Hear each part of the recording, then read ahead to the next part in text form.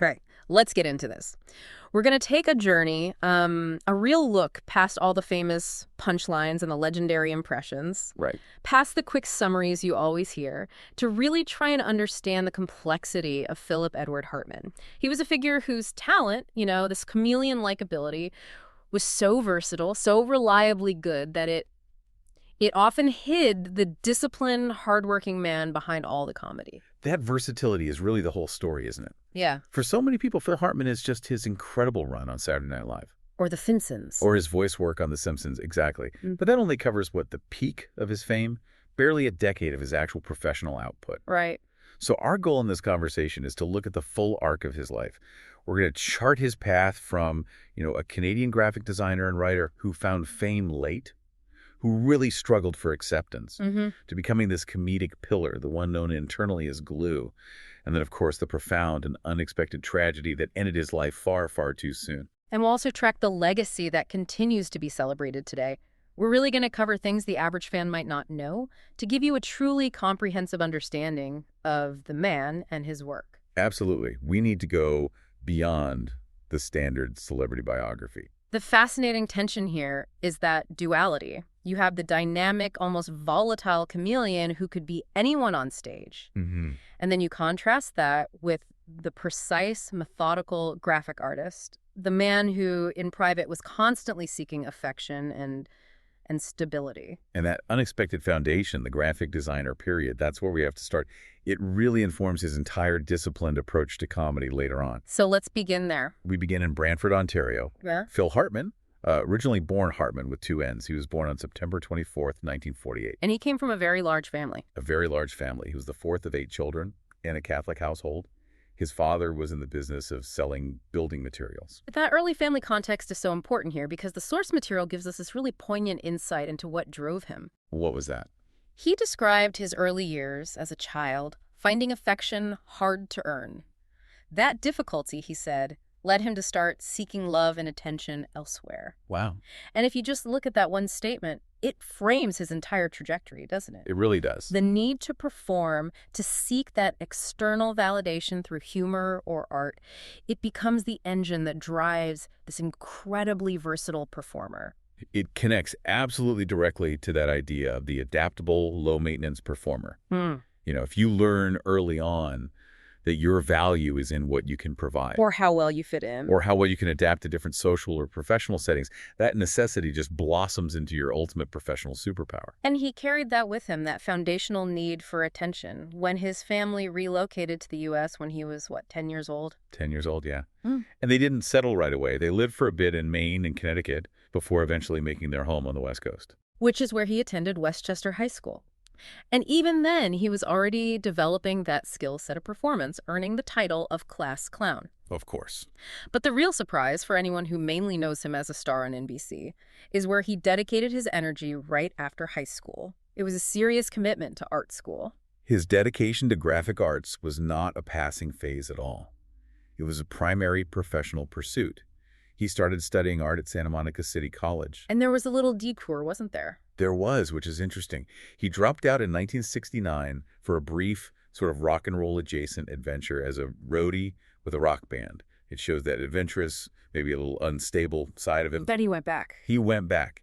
In 1972, he returned to study graphic arts at California State University, Northridge CSUN, and he eventually completed his degree. And he didn't just get a degree, he achieved real professional mastery. Before he was a recognizable face or voice in comedy, he developed and operated his own graphic art business. And the sources say it was thriving. This wasn't some temp job he took while waiting for his big break in acting. This was a successful, stable, and financially viable primary career. That is the key piece of context that is so often missed by the general public. He was a successful, established professional before he ever set foot on a major comedy stage. The sources say he designed more than 40 album covers. More than 40. Wow. And these weren't for obscure bands either. He worked on some really notable projects for popular groups. He designed covers for bands like Poco and America. But what really stands out to me is the logo for Crosby, Stills, and Nash. Yes. That logo is iconic in rock history. That kind of high-profile commercial success shows not just competence, but genuine creative achievement. real stability in the commercial art world. The design work was reliable, meticulous, and lucrative. It just underscores the incredible risk he took years later. I mean, imagine having that level of professional success, that financial stability, only to impulsively throw yourself into the chaotic, uncertain, high-risk world of improv comedy. He really traded security for a deep-seated need for the kind of attention that only performance could provide. And just to close out this early period, before he made that final professional leap, the sources remind us of a very early, very public attempt at that external validation. Right. His first known television appearance in the late 1970s was a competitive win. He appeared on The Dating Game. And he won. And yes, he successfully won the date. It's a small moment, but it's indicative of a man ready to step into the public eye, even if the vehicle wasn't quite comedy yet. The motivation to transition from that meticulous graphic design desk to the chaotic comedy stage. It was less about a career change, really, and more about a search for community. How so? Well, when he was working alone as a graphic artist, his way of amusing himself was through these flights of voice fantasies. So in 1975, looking for a social and creative outlet to share these voices, he started taking classes with the Groundlings, The famous improv group in Los Angeles. the renowned improv group. What strikes me here is the speed of his shift. He was the quiet, precise designer, and then, after watching just one performance, he makes this impulsive, high-stakes decision. He just goes for it. He simply decided to climb on stage and join the cast. That spontaneous commitment is the polar opposite of the disciplined graphic art profession he excelled in.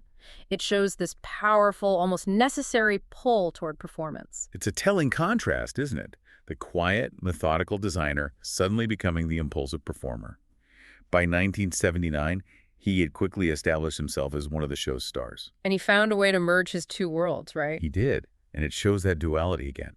The way he paid his dues during the training period is fascinating. He didn't just use money, he used his established commercial art talent. He redesigned the group's logo and their merchandise. So he was basically paying his way through classes by applying his practical skills. He was the ultimate low-maintenance team player even then. He solved their graphic design problem while he was learning his new craft. And this period was pivotal because it led to his first great creative collaboration, which gave us a truly unique cultural phenomenon: Paul Reubens and the creation of Pee Wee Herman. They bonded immediately at the Groundlings, developing comedic material that became the basis for the Pee Wee Herman Show, which aired on HBO in 1981. Hartman was integral to that. Completely. He played Captain Carl, a character he later reprised for the kids' TV show, Pee Wee's Playhouse. But we have to highlight his core credit from this period. He was a co-writer on the script for the massive 1985 feature film, Pee Wee's Big Adventure. And he had a little cameo, too. A brief, memorable cameo as a reporter, yes. That film's success was monumental, and the sources point out it was the definitive turning point in his life. I was genuinely surprised to learn he had reached the age of 36, was facing significant difficulty finding consistent acting work, and was actually thinking about quitting the industry entirely. Going back to graphic design, maybe. Exactly. Going back to the financial stability of commercial art. The success of Pee Wee's Big Adventure gave him the credibility he needed to justify continuing down the acting and writing path. It was the proof he needed. Proof that he could succeed in mainstream feature film work, not just niche improv. It gave him the financial and critical momentum to keep going. But that collaboration with Reubens wasn't permanent? No, it wasn't. The source material notes he departed from the Pee Wee Herman project after a creative disagreement with Reubens. It suggests that while he loved collaboration, he was also firm on his artistic vision. So that departure marked another pivot, as he began looking for other opportunities based on his new visibility. And those opportunities started coming in quickly, even before the big break at SNL. In 1986, he got small but notable film roles in major comedies, like Jumpin' Jack Flash and Three Amigos. But it was in voice acting, that disciplined, solitary craft, that he really began building that foundation of incredible versatility. He did extensive early work in cartoons: The Smurfs, Challenge of the GoBots, The 13 Ghosts of Scooby-Doo. He was a true professional workhorse. Famously, he was providing the voices for Henry Mitchell and George Wilson, and most of the other adult male characters in the 1986 animated series Dennis the Menace. That really shows the breadth of his vocal range so early on. It's a fascinating snapshot of a career intersection, isn't it? Yeah. He was doing this consistent, impressive, wide-ranging voice work which he actually had to walk away from because he landed the role that would consume and define the next 8 years of his life. Saturday Night Live. Saturday Night Live. So he joins SNL for its 12th season in 1986. And this wasn't a cold call audition. He was strongly recommended by fellow Groundlings members who had already made the transition successfully. Specifically John Lovitz and Lorraine Newman.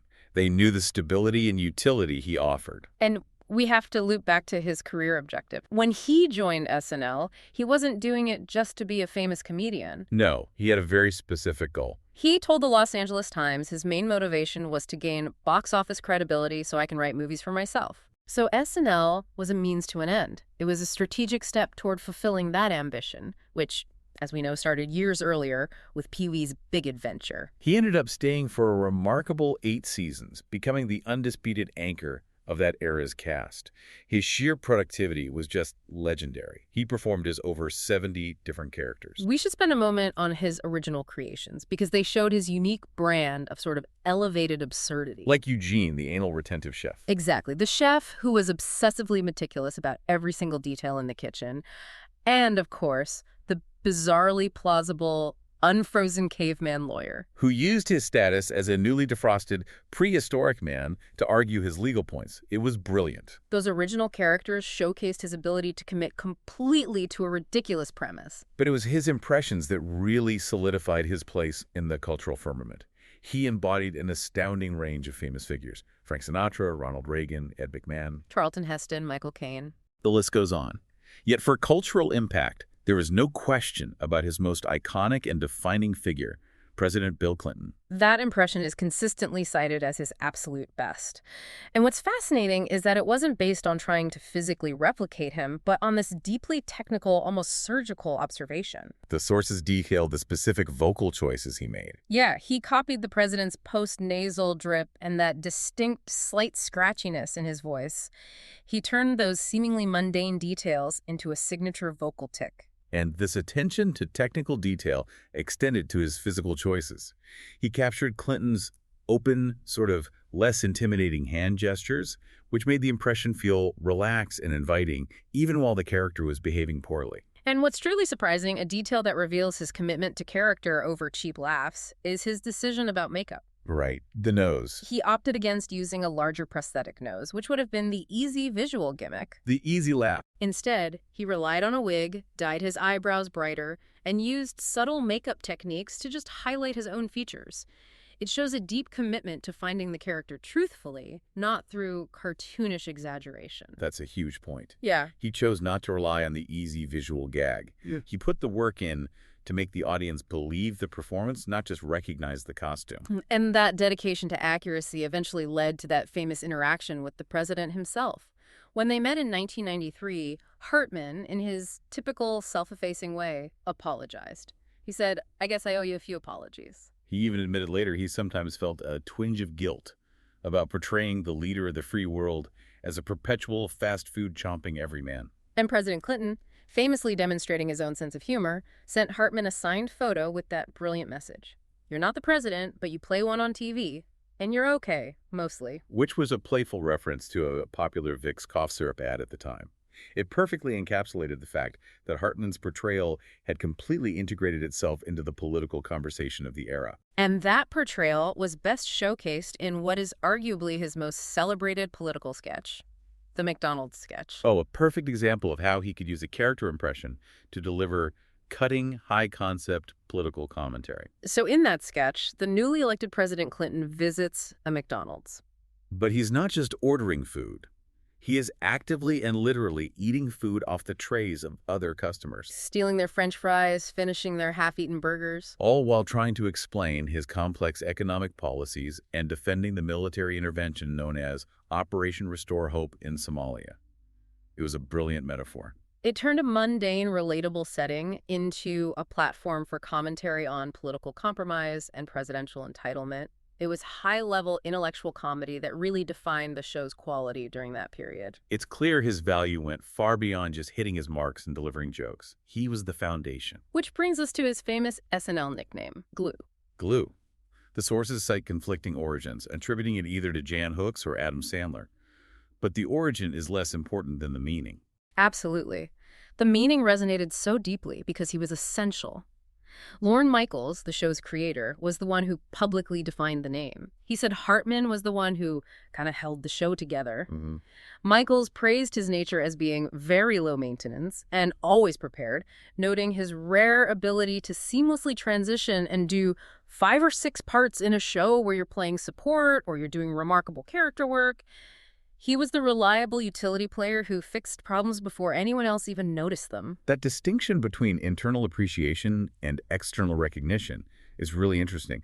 Michaels pointed out that Hartman was perhaps the least appreciated cast member by outside commentators. Which is so ironic considering how universally respected and, frankly, beloved he was internally. He was the ultimate team player. Jan Hook said he never had an ounce of competition and that it was a genuine privilege for him to play supporting roles and do it very well. That lack of ego is key to his glue status. And we shouldn't overlook his contributions to the writing room. His talents weren't just performance. He was a serious writer. He won the Primetime Emmy Award for Outstanding Writing for a Variety, Music, or Comedy program in 1989, sharing it with the entire writing staff.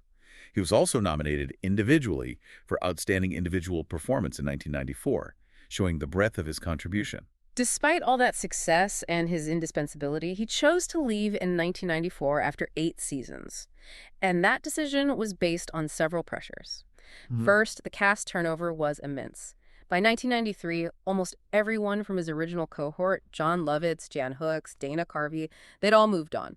He described feeling like an athlete who's watched all his World Series teammates get traded off. That sense of isolation was palpable. But the creative direction of the show was an even bigger factor. Right. He publicly voiced his opinion that the show was getting less sophisticated. He felt his style of humor, that high-concept, politically aware, character-driven comedy, it just didn't fit with what he termed the less intellectual comedy being favored by some newer cast members. That was a significant creative conflict. It indicated he needed to move on to a place where his talents felt more respected. And he had opportunities to leave earlier. He famously declined the offer to be Jay Leno's sidekick on The Tonight Show, a role that would have provided long-term stability and exposure. But he stayed on SNL for his final season based on a very specific, huge promise from NBC. His own comedy variety show, to be titled The Phil Show. He poured all of his creative energy into this planned show. He had grand ambitions for it. He planned to reinvent the variety form with a hybrid, very fast-paced, high-energy format. With sketches and his signature impersonations, he was slated to be the executive producer and head writer, a fulfillment of his lifelong ambition to have writing control. But the network pulled the rug out. They did.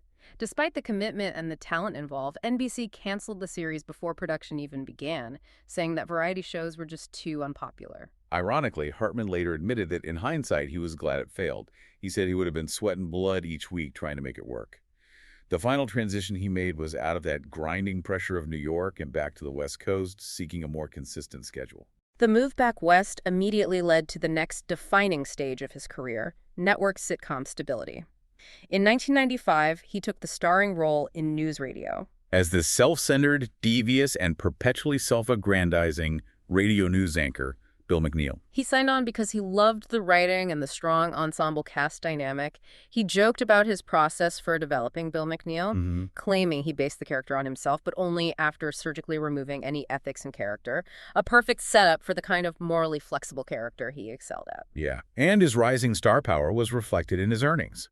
He was reportedly pulling in roughly $50,000 per episode. NewsRadio was a critical darling throughout its run, but it consistently struggled in the ratings. It faced constant threats of cancellation, which prompted Hartman to publicly criticize NBC for repeatedly moving its time slots.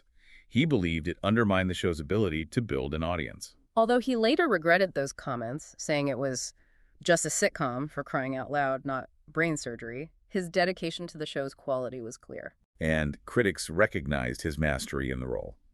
Ken Tucker, for instance, praised his ability to elevate what could have been a standard Ted Baxter clone into something far more dynamic and surprising. He noted that Hartman gave infinite variety to Bill's self-centeredness, playing him as devious one minute, ridiculously cowardly the next, then squeamish, and often foolishly bold. That mastery of the weasel archetype was what earned him a posthumous nomination for the Primetime Emmy Award for Outstanding Supporting Actor in a Comedy Series in 1998.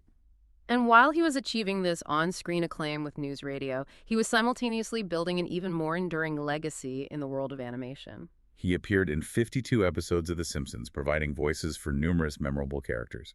The two most famous, of course. Lionel Hurts and Troy McClure. The perpetually sleazy and legally incompetent lawyer, Lionel Hurts, and the washed-up, glorious B-list actor, Troy McClure. Troy McClure, in particular, was his favorite part. He absolutely embraced the sheer absurdity of the role. He often used McClure's distinctive, overly smooth, and slightly strained voice to entertain the audience between takes on the news radio set. He remarked, "My favorite fans are Troy McClure fans." And he added that the role was the one thing that I do in my life that's almost an avocation. I do it for the pure love of it. The Simpsons staff was equally enamored. Creator Matt Groening admitted that he took Hartman for granted because he nailed the joke every time, consistently providing the maximum amount of humor with every single line reading. The staff loved his work so much that showrunners Bill Oakley and Josh Weinstein developed the entire episode, A Fish Called Selma, specifically to give Troy McClure a major character-defining role and a surprisingly deep backstory. Solidifying his place in the Simpsons canon. And here we find a major connection back to his initial unrealized career goal, screenwriting and film credibility. Hartman had expressed a very keen, focused interest in making a live-action feature film about Troy McClure. He envisioned publicizing McClure's imagined visits to the Betty Ford Clinic, and was so committed to the idea that he was even prepared to buy the film rights himself to ensure the project got off the ground. This goal-writing, a film for himself, brings us back to the core of his comedic genius, the disciplined execution of the weasel archetype. Despite his real-life reputation as a genuinely low-key, decent person, he excelled at playing the jerky guy and what he termed the weasel parade. Citing Hertz, McClure, McNeil, and Ted Moulton from the film Jingle All the Way as examples, he enjoyed these roles precisely because he found that villains tend to be inherently funny, as their foibles are all there to see. He understood his professional niche completely. He was a true character actor who loved supporting roles, and he understood the stability and longevity they offered. He noted, "If the movie or TV show bombs, you aren't to blame." This was a conscious, disciplined choice. It contrasts sharply with the high-stakes, pressure cooker environment of leading a variety show like The Phil Show, which he had tried and regretted. His discipline was paramount, especially in his technical approach to impressions and character development. His acting coach at Paul Ryan gave some fascinating insight into his meticulous process. Hartman would assemble a large collection of video footage of the target figure and just watch it continually until he felt he completely embodied the person. Hartman himself described this exhaustive process as strictly technical. It was less about inspiration and more about meticulous observation and disciplined replication, which explains his incredible versatility and accuracy. We should also take a moment to appreciate the significant financial success he achieved through his commercial voice work. The source material highlights that he earned a substantial income in advertising. For instance, he earned $300,000 for a series of just 4 commercials for the soft drink slice. He was also the voice of Hugh McCattack for McDonald's and Max Jerome for 1-800-COLLECT. His voice was quite literally everywhere during that era, securing him a vast income independent of his SNL or sitcom earnings. But that tension between performer and writer remains central. We can't discuss his writing aspirations without detailing the unproduced screenplay he poured years of his life into, Mr. Fix-It. He began writing it in 1986 and completed the final draft in 1991, concurrent with his peak SNL years. And the tone of this project is truly revealing. He described the film as a sort of a merger of horror and comedy, like Beetlejuice and Throw Mama from the Train. The plot he devised was shockingly dark, centering on an American nightmare about a family torn asunder by a toxic dump site. The specifics are grim. The mother and son go insane, and the father's face is torn off in the first act. That is heavy, intense material. However, despite the horror elements, he stressed that it carried a good message and a positive, upbeat ending. That mix of gruesome absurdity and underlying morality perfectly reflects his comedic sensibility. Robert Zemeckis was signed to produce the film, which was a massive vote of confidence, but ultimately, the project collapsed due to a lack of studio backing. This failed project just underscores the fact that while he achieved great fame as a performer, his lifelong goal of securing a career as a celebrated, credible screenwriter remained just out of reach. As we transition into discussing his personal life, we have to recognize the deep contrast between the cheerful, reliable public man, the glue, and the intense private turbulence he lived with off-screen. He was married 3 times in his life. His first 2 marriages were brief. Gretchen Lewis from 1970 to 1972 and Lisa Strain from 1982 to 1985. And Strain provided a crucial window into his private demeanor, didn't she? She did. She described him as reclusive off-screen and noted that he would disappear emotionally. He'd be in his own world. That suggestion of emotional passivity and withdrawal is a recurring element in the narrative of his personal life, and it contrasts so sharply with his energetic performance persona. His third marriage to Bryn Amdahl, a former model and aspiring actress, began in 1987. They had 2 children, Sean and Bergen, and it was a union marked by significant instability. The turmoil was exacerbated by Phil's intense work schedule, which required him to be away or just focus on his craft, and Bryn's reported frustrations over her own stalled acting career, which led to intense jealousy. The strain was profound and multifaceted. Sources detail a progressive reliance on alcohol and narcotics on Bryn's part, leading to severe volatility. She entered rehab several times. The marriage reportedly included instances of verbal or physical abuse, and the sources document a disturbing incident where Bryn actually sent a letter to his ex-wife, Lisa Strain, threatening to rip Strain's eyes out if she ever spoke to him again. It just shows the extent of the marital toxicity and jealousy. Given this volatility, Hartman took steps to shield his children. He repeatedly removed Sean and Bergen from the household to stay with friends or family during Bryn's outbursts, prioritizing their safety. Despite the clear difficulties, he resisted the pressure to divorce.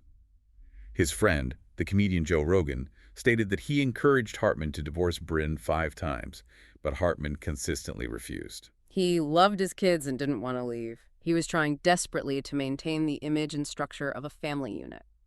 NewsRadio co-star Stephen Root noted that few people knew the real Phil Hartman, suggesting he kept the volatility of his home life closely guarded, presenting that external image of a deep family man. The stark contrast between his disciplined professional life and the deep instability of his private world is the central tragedy of his final years. And this tragedy culminated on the night of May 27th to 28th, 1998. On the 27th, Bryn was out having drinks with producer Christine Zander, who noted that Bryn appeared to be in a good frame of mind that evening. However, after returning home, she had a heated argument with Phil before he retired to bed. The fatal events occurred sometime before 3 a.m. PDT on May 28, 1998.